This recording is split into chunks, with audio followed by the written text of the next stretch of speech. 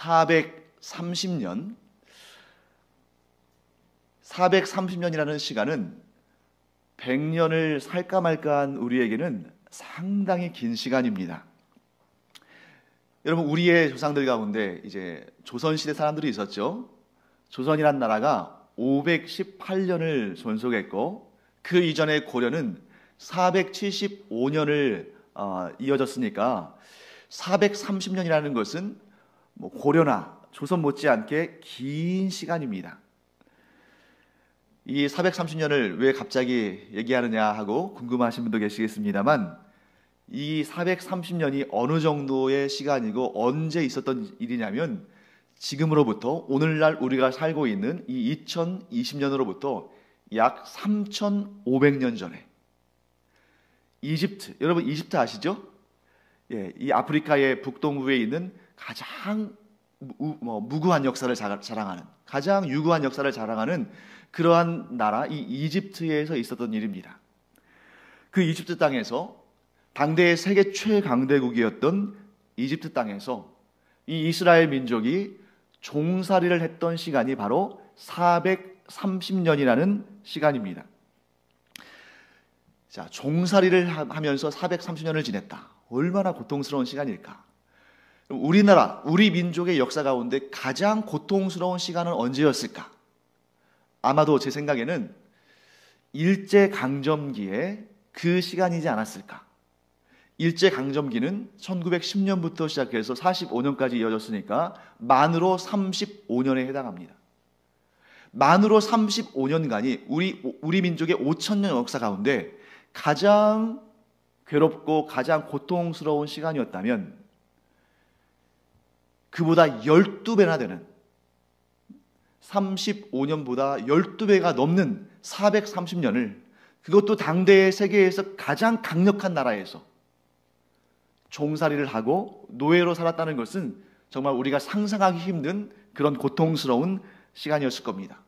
그것도 자기 당대의 그런 고통이 끝나면은, 그래, 우리 때 좀 고생하고 우리 다음 때는 자유롭게 살 수 있겠지, 이런 소망을 품을 텐데, 저 고조 할아버지 때부터, 아니 그보다 더 이전부터 계속해서 대에서 대를 이어서 노예살이를 하고, 그리고 앞으로도 어떻게 될지 모르는, 아니 어쩌면 이 노예살이의 이 고된 삶이 계속해서 우리 후대로 이어질 것 같은 그런 절망적인 그러한 상황은 이 이스라엘 민족을 너무나 고통스럽게 했을 겁니다.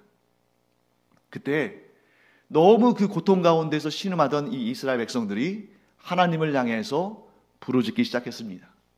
하나님께서 이 고통을 속히 멈추게 하여 주시고 우리에게 자유를 주시기를 이스라엘 사람들이 간절히 부르짖었습니다.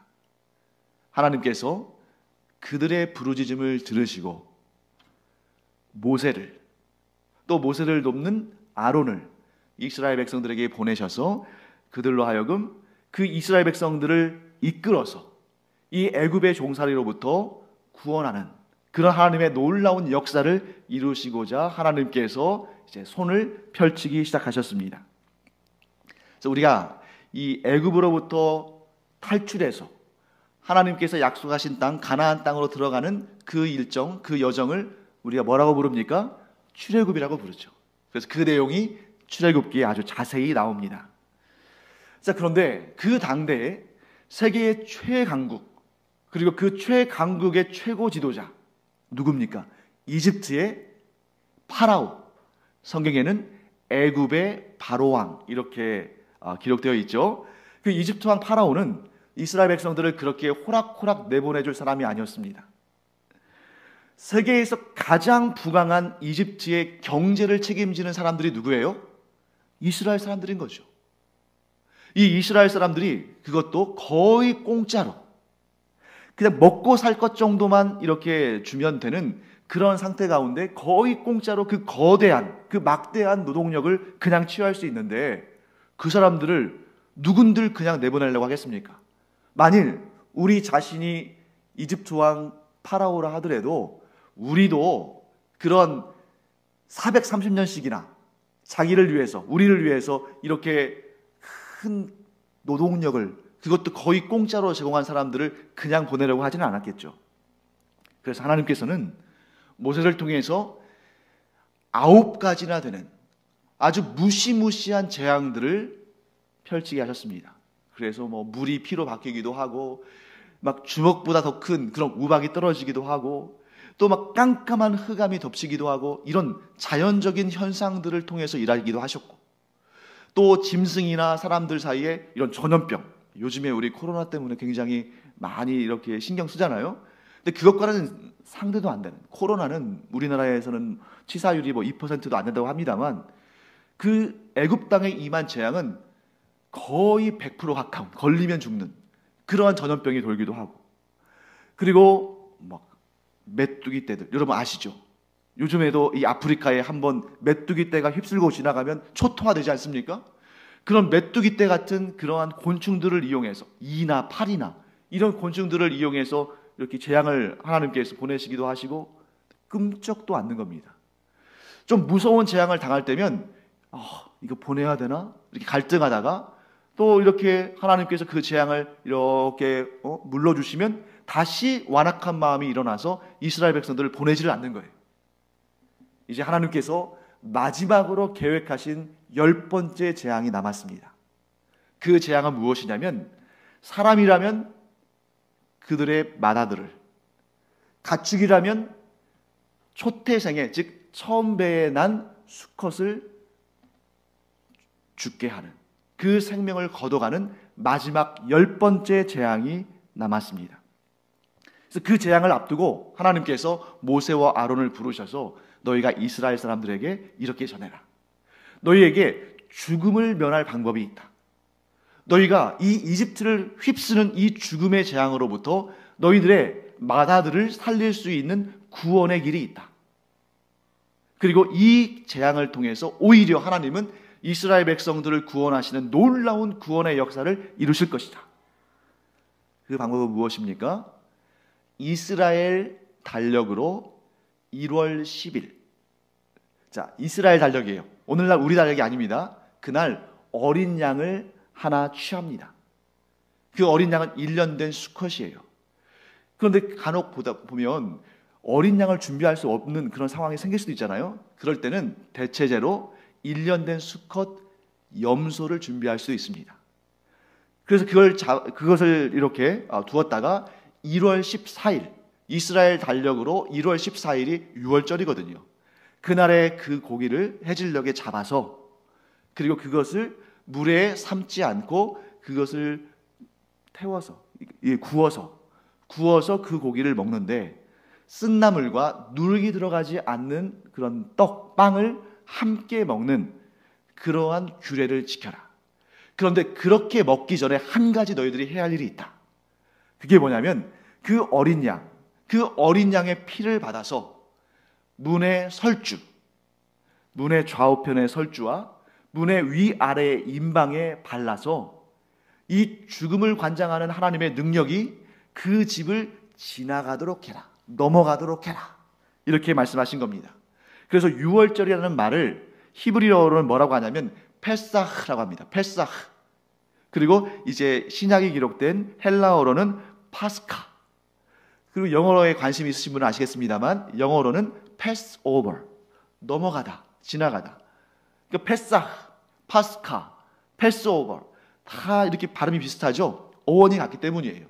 그 말의 어원은 뭡니까? 넘어가다, 지나가다, 이런 의미를 가지고 있습니다. 자, 그런데 이 하나님의 명령을 자세히 들여다보면 아주 독특한 내용이 눈에 띕니다. 자, 우리 자막으로 한번 볼까요? 오늘 본문의 4절입니다.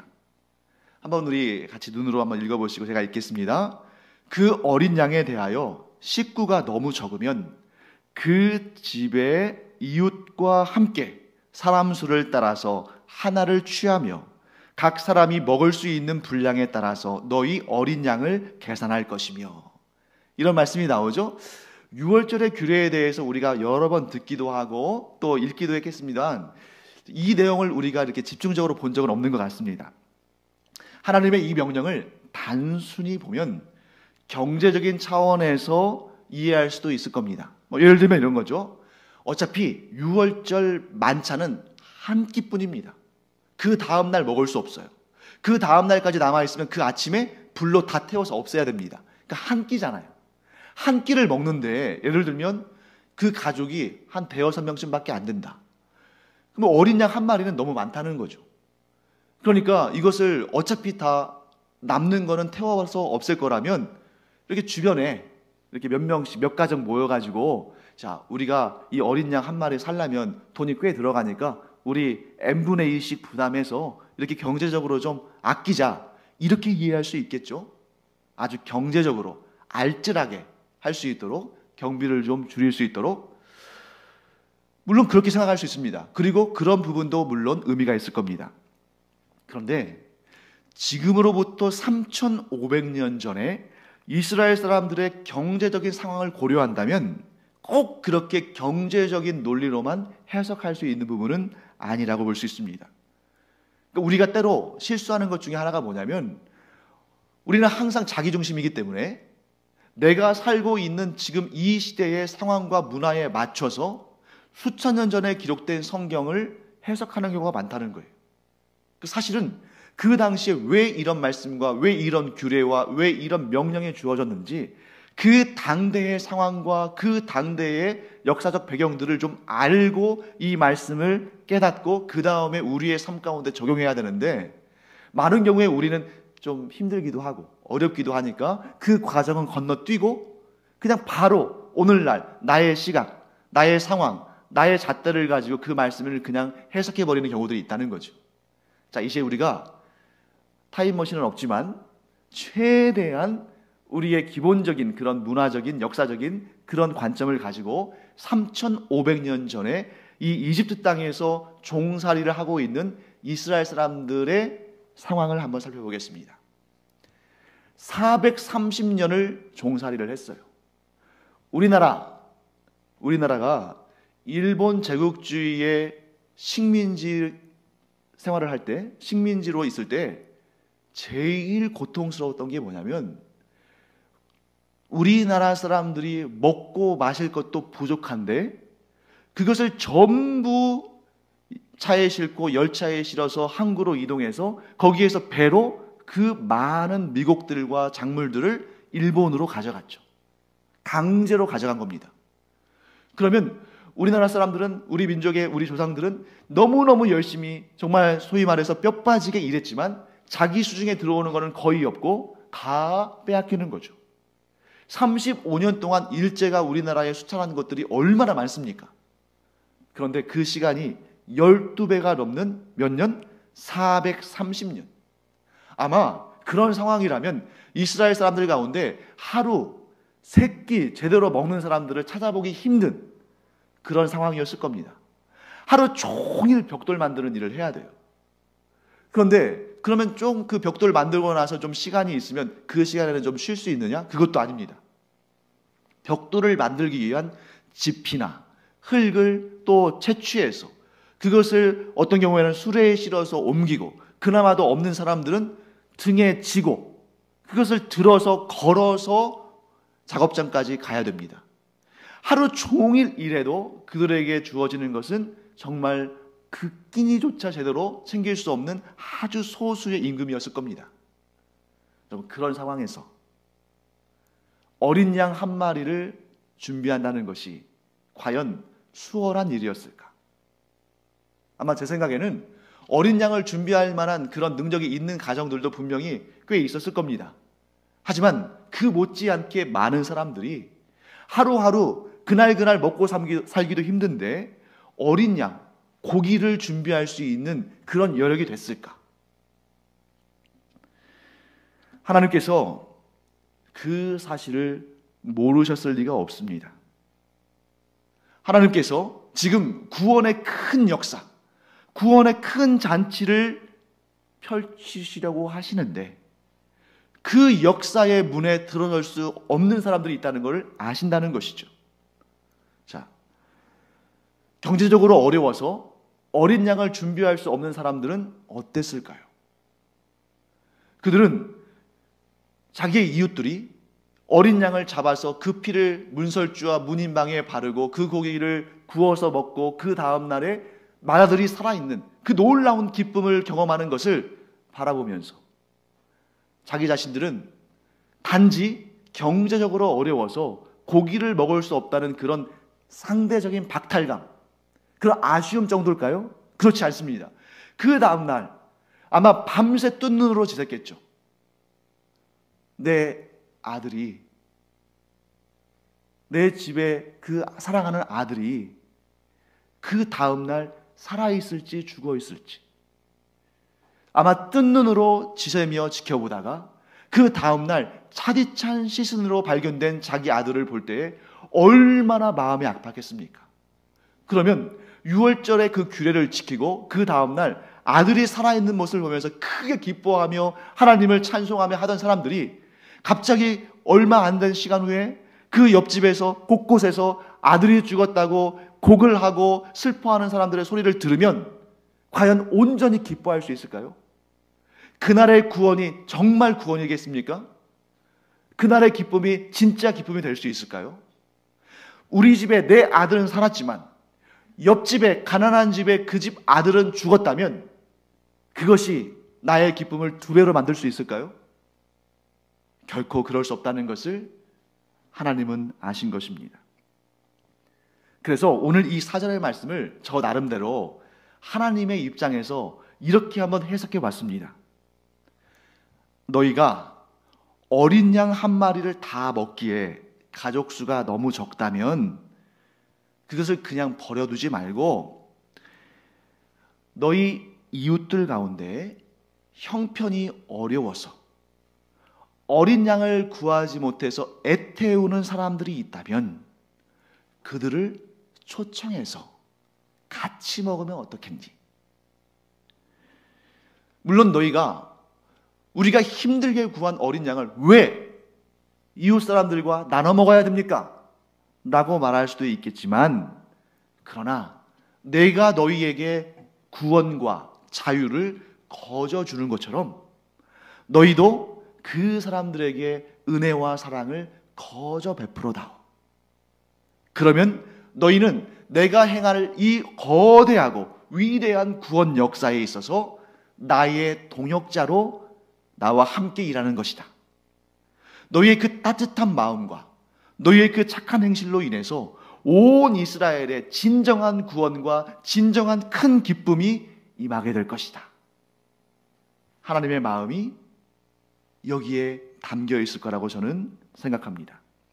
사랑하는 성도 여러분, 구원은 하나님께서 이루시는 것입니다. 구원은 전적으로 하나님께서 이루시는 거죠. 그런데 그 구원이 보다 많은 사람들에게 보다 넓게 펼쳐지는 그 일에 하나님은 우리를 사용하시기를 원하십니다.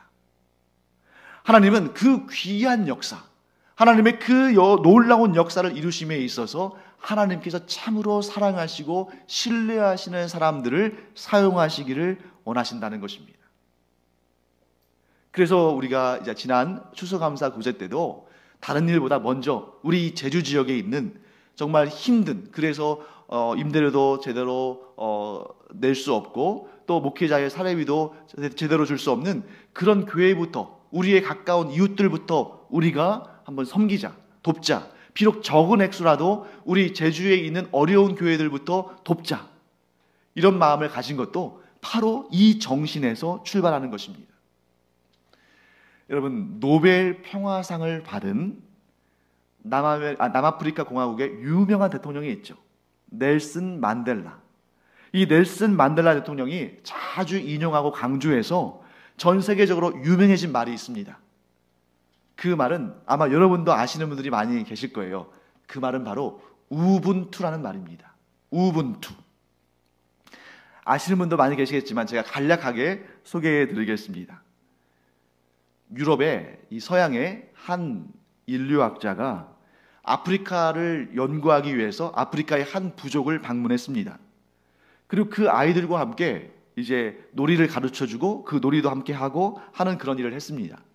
그날 이 인류학자가 아이들에게 가르쳐준 놀이는 뭐냐면 나뭇가지에, 좀 높다란 나뭇가지에 아이들이 좋아할 만한 음식을 이렇게 달아놓습니다. 그리고 달리기 시합을 해서 맨 먼저 그곳에 도착한 사람이 그 음식을 다 차지할 수 있는 그런 게임이었어요. 그런 놀이였습니다. 아마도 이 인류학자는 너무 아프리카에 있는 이 부족 사람들이 너무 그냥 별로 이렇게 열심도 없고 또 경쟁심도 없고 그러니까 뭘 이런 걸 좀 가르쳐주고 싶었나 봐요. 그래서 이렇게 아이들이 좋아하는 음식을 달아놓으면 그것을 얻기 위해서 막 저마다 경쟁적으로 열심히 하고 분투하는 그런 모습, 그런 것이 그들의 인생에 도움이 될 거라고 아마 생각했을지도 모릅니다. 동기를 부여하는 거죠. 그래서 이 게임의 규칙을 다 설명한 다음에 아이들을 출발대에 세웠습니다. 그리고 출발하고 신호를 줬습니다. 그런데 이 인류학자의 기대와는 완전히 반대로 아이들은 별로 그렇게 열심히 뛰지 않는 거예요. 그러니까 이 인류학자의 생각은 출발 신호가 나자마자 아이들이 저마다 그 음식을 차지하려고 열심히 뛰어서 그 앞에 도달하려고 할 것 같은, 그렇게 할 것이다 라고 기대를 했는데 이 아이들은 그렇게 뛰지 않고 이 아이들 한 사람 한 사람이 저마다 손을 붙잡고 천천히 뛰어가면서 공동 1등으로 그 결승선에 도착을 합니다. 그리고 그 음식을 같이 나누어 먹습니다. 그래서 이 인류학자가 이 아이들에게 물어보았습니다. 빨리 뛰어가면 1등한 한 명이 이 음식을 다 차지할 수 있는데 왜 너희들은 그렇게 안 하고 손을 잡고 함께 뛰어갔니? 이 질문을 들은 아이들이 한 목소리로 대답했습니다. 우분투. 그리고 한 아이가 너무나 당연한 듯 이렇게 말했습니다. 나머지 다른 친구들이 다 슬퍼한다면 나 혼자 기뻐한다고 그게 좋은 일인가요? 모든 아이들이 다 슬픈데 혼자만 좋아할 수는 없는 일 아닙니까? 아이들이 외쳤던 이 우분투라는 말은 반투족의 언어로 당신이 있기에 내가 있다라는 뜻입니다. 오늘날 누군가의 불행이 나의 행복이다. 누군가의 실패가 나의 성공이다. 누군가가 뒤처지면 나는 앞서 나간다. 이런 말을 서슴없이 해대는 이 부끄럽고 참혹한 시대에 당신이 있기에 내가 있습니다. 당신이 행복해야 나도 행복합니다. 당신이 불행하다면 나도 불행합니다. 라고 생각하는 이 어린이들의 우분투의 마음이 우리를 좀 부끄럽게도 만듭니다. 그런데 우리나라에도 몇 년 전에 이런 비슷한 일이 있었습니다. 몇 년 전 경기도의 한 초등학교 가을 운동회 때 있었던 일입니다. 6학년 아이 5명이 달리기 경주를 시작했습니다. 제가 사진을 한 장 좀 준비했는데 한번 보여주실까요? 이 사진을 보면 지금 5명의 아이들이 손을 잡고 지금 뛰고 있죠. 누가 봐도 저 오른쪽에 있는 아이가 조금 특이하다고 생각할 거예요. 이 아이는 성장 장애를 겪고 있는 아이입니다.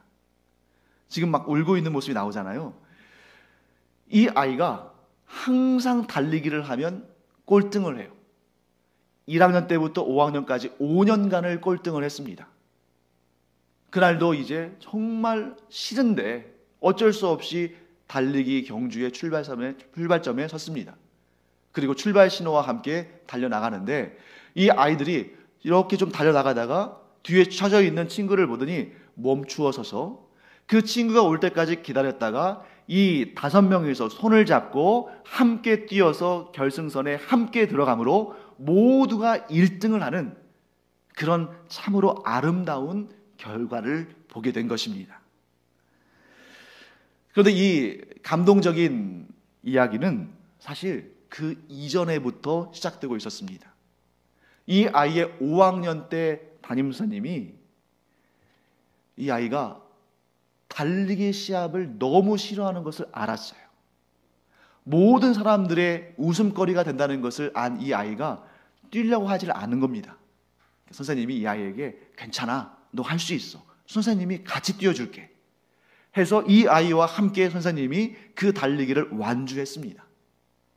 그 모습을 지켜본 이 아이의 아버지가 교장 선생님과 교육청에 간곡히 부탁해서 우리 아들을 참 사랑하는 이 선생님이 6학년에도 담임선생님이 됐으면 좋겠다. 우리 아이가 초등학교를 졸업할 때 이 선생님의 지도를 받고 졸업했으면 좋겠다 해서 이 선생님이 6학년 때에도 이 아이의 반에 담임선생님이 된 거예요. 이 아이의 아버지가 인터뷰에서 이렇게 말합니다. 정말 감동스러운 시간이었다. 내 아들이 항상 달리기에서 꼴등했는데 오늘 드디어 1등을 하다니. 그 착한 어린이들은 사실 그 선하고 복된 그 선생님의 가르침을 몸을 통해서 배웠기 때문에, 그들의 삶을 통해서 배웠기 때문에 오늘의 이런 아름다운 장면을 볼 수 있었다라고 말하는 것을 이 인터뷰에서 보았습니다. 우분투의 정신, 이 정신의 역사적 기원은 6월절에 있었습니다. 우분투의 마음을 이 이스라엘 사람들이 실천한 데에는 하나님의 따뜻한 마음이 있었습니다.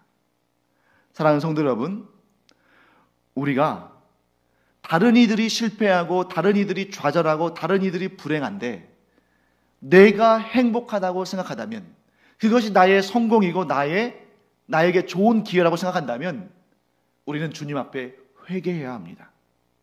하나님은 우리 모두가 구원받기를 원하셔요. 하나님은 할 수 있다면 이 온 세상 사람들이 구원받기를 원하십니다. 우리 디모데전서 2장 4절을 한번 볼 텐데요. 자막이 준비되어 있으니까 함께 보겠습니다. 자, 하나님은 모든 사람이 구원을 받으며 진리를 아는 데에 이르기를 원하시느니라. 사랑하는 성도 여러분, 하나님께서 가장 소중하게 여기시는 일, 하나님께서 가장 중요하게 여기시는 일은 모든 사람이 구원을 받는 그 일입니다. 그리고 이 소중한 일, 이 가장 귀한 일에 하나님은 우리를 사용하기를 원하십니다. 하나님은 가장 소중한 일에 하나님의 마음을 잘 아는 사람들, 하나님을 잘 섬기는 사람들, 하나님의 뜻대로 순종하는 사람들, 그래서 하나님께서 기뻐하시고 하나님께서 신뢰하시는 사람들을 사용하시기를 원하십니다. 왜 그런지 아십니까? 하나님께서 가장 소중한 일에 동참하는 사람들은 하나님께서 예비하신 귀한 상을 받기 때문이기도 하지만 그것으로 끝나는 것이 아니라 하나님의 귀한 일, 하나님의 가장 소중한 일을 함에 있어서는 동시에 희생과 헌신도 필요하기 때문입니다. 하나님은 우리를 구원하시는 일에 하나님께서 가장 사랑하시는 존재를 사용하셨습니다. 우리의 죄를 사하시고 우리를 구원하시는 그 일에 하나님께서 가장 사랑하시는 분, 곧 그의 독생자 예수 그리스도를 사용하신 것입니다. 예수님을 이 땅에 보내셔서 우리의 죄를 대신 갚기 위해서 십자가에 달려 죽게 하시고, 아니 그 이전에 모진 고난과 모진 모욕을 받게 하시면서 우리를 위해서 사랑하시는 그 아들을 희생하고 헌신하게 하셨다는 것입니다. 예수님께서 이 땅에 오셔서 모진 고난과 모욕을 받으시고 그 생명을 내어주셨기 때문에 오늘날 우리가 있고 우리가 구원을 얻습니다. 그리고 이제 우리에게 말씀하십니다. 너희가 나를 사랑하기 때문에, 너희가 나와 함께 일하기를 원하기 때문에 지금 너희들이 신앙생활을 하고 있는데, 너희가 정녕 나의 사랑을 받는 자들이고 너희가 정녕 나의 신뢰를 받는 나의 일꾼들이기 때문에 내가 이 일에 너희를 쓰기를 원한다. 그 일이 무슨 일이에요?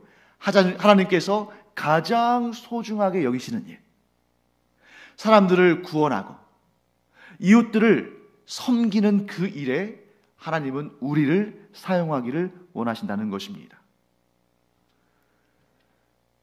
우리가 때때로 교회 안에서 우리의 시간과 열정을 낭비할 때가 많습니다. 그게 어느 때냐면 우리의 본분을 망각할 때예요. 우리는 하나님의 은혜와 하나님의 은총 가운데 구원을 받은 사람들이고, 하나님께서 가장 소중하게 여기시는 일, 곧 사람을 살리고 복되게 하는 일에 쓰임받도록 부르심을 받은 사람들입니다. 그런데 우리가 만일 교회 안에서 누군가를 정죄하고 미워하고 누군가에 대해서 험담을 하고 그 사람에 대해서 안 좋은 생각으로 우리의 마음을 채우고 우리의 시간을 활용한다면 이것보다 하나님께서 힘들어하신 일은 없지 않을까 하는 생각을 합니다. 하나님께서 우리를 사랑하실 때에는 우리가 하나님을 닮아서 사랑을 베풀고, 하나님께서 우리를 사용하실 때에는 우리가 하나님을 닮아서 거저주는 은혜로 풍성한 사람들이 되기를 원하시기 때문입니다. 그런데 이 일은 결코 쉽지가 않아요. 왜요? 우리가 성경을 통해서, 예수님을 통해서 알잖아요. 하나님께서 가장 소중하게 여기시는 그 일에는 하나님이 주시는 상과 영광이 딸려 있지만 그뿐만 아니라 동시에 희생과 헌신도 요구된다. 그래서 우리가 신앙생활의 초창기에는 받아 먹고 누려야죠. 왜? 어린아이가 아무것도 하지 못하고 그저 어머니의 젖을 먹고 살아야 되는 것처럼, 그렇게 성장해야 되는 것처럼, 우리가 신앙생활을 처음 시작할 때에는, 우리가 복음을 처음 영접할 때에는 그냥 그 자리를 지키면서 그냥 교회에 나오는 것만으로도 감사하고, 그저 말씀을 듣는 것만으로도 감사하고, 예배하는 것만으로도 감사한 일이지만, 그러나 우리가 하나님의 사랑을 경험하고 은혜를 체험하고 점점 성숙하고 성장한 그리스도인이 되었다면, 우리가 진정 예수 그리스도의 제자가 된다면, 그때에는 우리에게 하나님께서 뭘 요구하십니까? 희생과 헌신을 요구하십니다.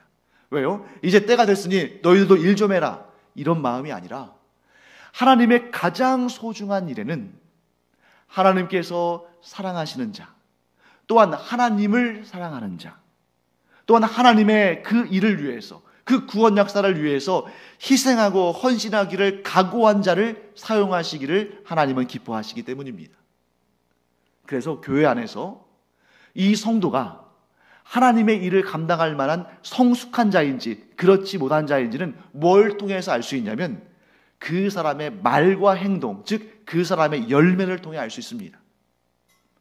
겉으로 경건한 척하는 그런 모습이 그 사람의 중심을 보여주는 것이 아니라 성도에 대해서, 이웃에 대해서 어떤 마음을 품고 있고 어떤 말을 하고 있고 어떤 헌신을 하고 있는지, 그 열매를 통해서 그 사람을 알 수 있고 그 사람의 영적인 성숙도를 가늠할 수 있는 것입니다. 사랑하는 성도 여러분, 저는 여러분과 제가 언제까지나 어머니의 젖을 먹는, 모유를 먹는 것만으로 만족하는 그런 상태의, 그런 수준의 신앙 연령에 그치지 않기를 간절히 바라고 기도합니다. 우리의 영적인 상태가 딱딱한 것을 먹을 수 있는, 어른처럼 딱딱한 견고한 음식도 먹을 수 있는, 그게 뭐예요? 이 공동체를 위해서, 하나님의 역사를 위해서 희생과 헌신도 감당하는, 그것도 기꺼이 감당하기를 원하는 그러한 사람이야말로 영적으로 성숙한 사람이다.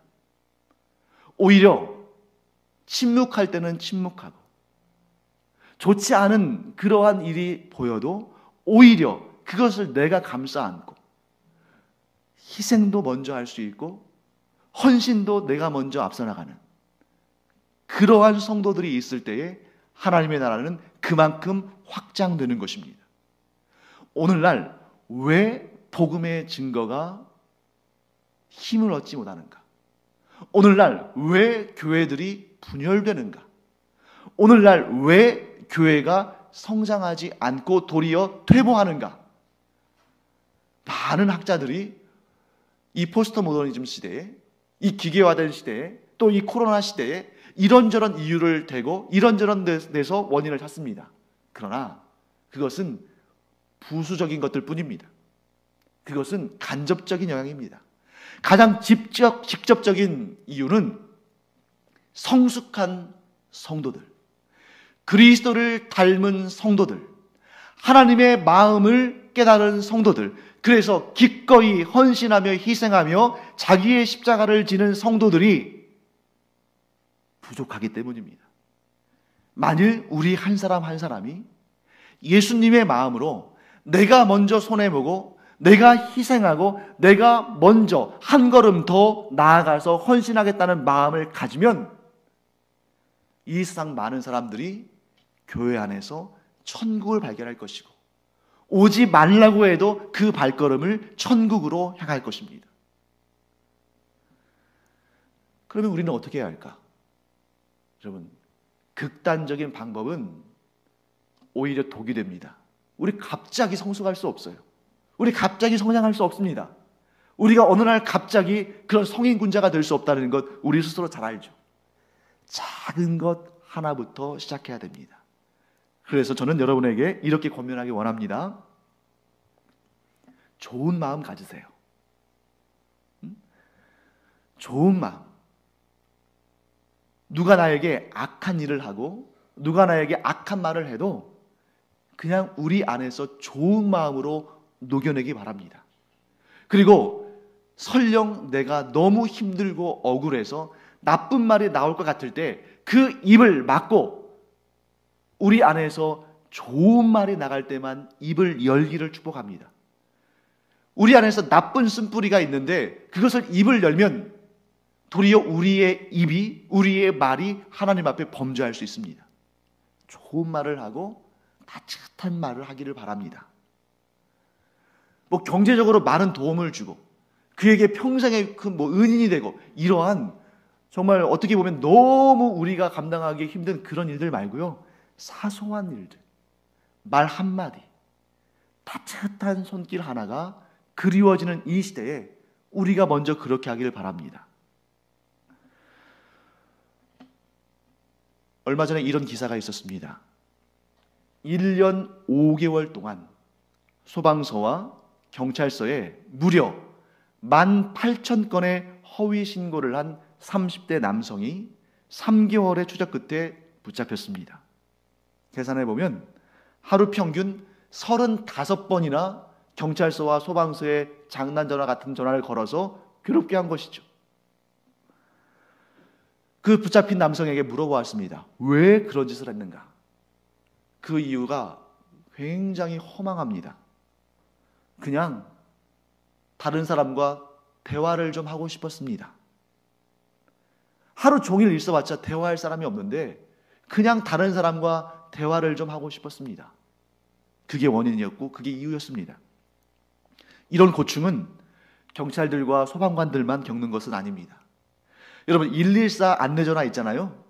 114 안내전화가 가장 바쁜 시간이 언제일 것 같으세요?